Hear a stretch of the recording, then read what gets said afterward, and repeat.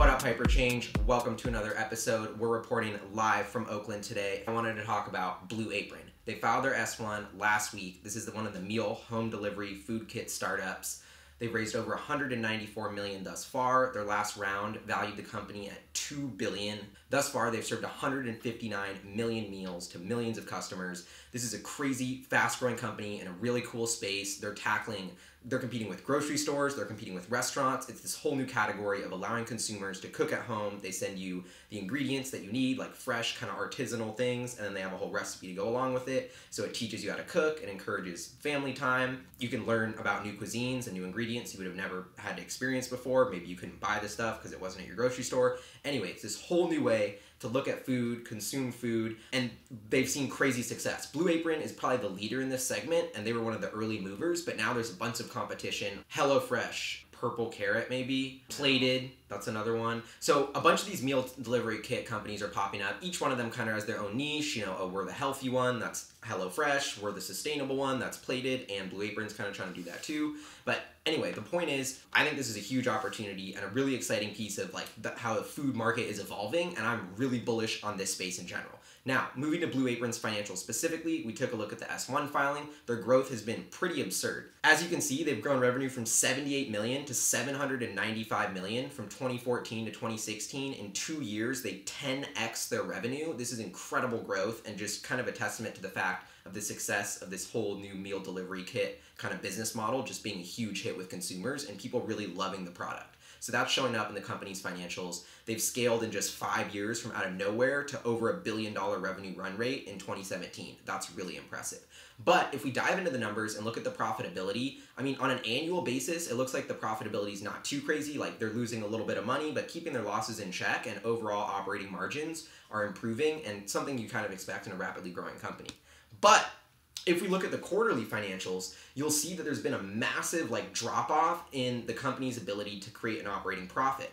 In the last 3 quarters, they've had record losses. In Q1 2017, they had another record operating loss of $52 million. So revenue growth is kind of slowing down right now, and losses are just piling up. This is kind of a confusing and not good trend in my opinion. If we take a little bit deeper dive into the year-over-year revenue growth rate for Blue Apron, it looks really bad. Growth in Q1 2016 was 254% year over year, insane. The company was just firing all cylinders. Now in Q1 2017, year-over-year growth slowed to 42%. So at the same time, while growth is slowing down an incredible amount, the company's ramping up their spending. If you look at this chart from the company's S-1 document, they break down how they're spending their marketing. And the biggest driver for this entire increase in cost structure for Blue Apron has been them stepping the gas on the marketing expenses. This is to recruit new customers, I guess, and fuel growth. But I'm sort of a little bit confused as to what's happening, because as they get growing, I think they would need to spend a little bit less per customer or per dollar in revenue on marketing, because now they already have customers who are in the habit of ordering Blue Apron.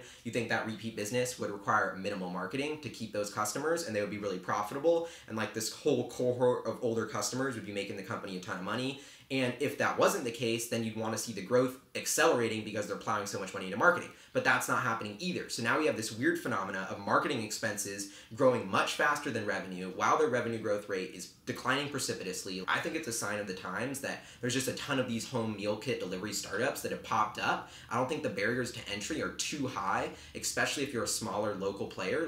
Blue Apron has a really big task ahead of them because they're so big right now that their sourcing needs are really, really big. They can't just find one farm to buy tomatoes from. They're gonna need to find 50 and source them all and keep standard quality across all of those. That gets really tricky. So I almost think there's somewhat of a disadvantage of scale if you're trying to use high quality food ingredients for these meal kit startups. That's why I think a lot of these younger startups, even there's one in New York called Marley Spoon, all these little ones are just popping up, and I think that is really hurting Blue Apron, and they're having to spend big marketing dollars to acquire customers when it was a lot easier a couple years ago. We have no idea what the company's valuation is going to be.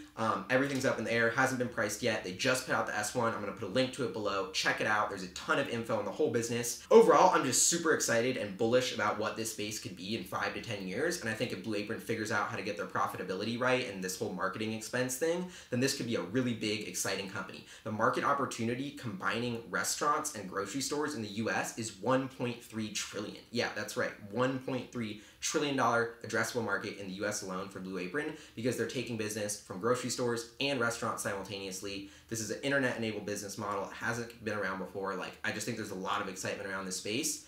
A company that we need to watch. Yeah, the last thing about Blue Apron that kind of pisses me off is they're billing themselves as a sustainable company. Like, oh, we're sourcing ingredients from sustainable farms and producers and all this good stuff. But then if you ever got a Blue Apron, like, the amount of packaging associated with one Blue Apron meal is absurd. And I want to do another episode on this where we unbox an actual Blue Apron meal to show you guys like what it looks like, get more familiar with the product, show you what the kind of like waste that goes into one product is. But like every little thing is individually wrapped, and there's a little bottle with each little thing of dressing, and like each meat is individually packed. So I think there's a lot more waste than if you were to buy it from like a grocery store or farmer's market, the same ingredients. And like, yeah, they're shipping it in a whole box if it needs to be refrigerated. There's like some weird like chemical like cooling pack needed to cool the meat. So I would really be interested to see how the company looks at their packaging sustainability side, not just their food sourcing. And that's a qualm that I personally have with their product. But anyway, overall, really exciting company, really exciting space. Awesome to see them IPO. This could be the first of several meal kit delivery startups to go public. Really stoked to see when the pricing comes out, to see if this actually be fairly priced or not. I mean, they're going to do over $1 billion in revenue this year, but growth is really slowing. I don't know. So it's just, we've never seen a company like this hit the market. So who knows how Wall Street will react. Should be really entertaining. Anyway, we'll be keeping you guys updated with a lot more Blue Apron coverage as news comes out and as we get closer to trading. That's HyperChange reporting live from Oakland. See you guys next time.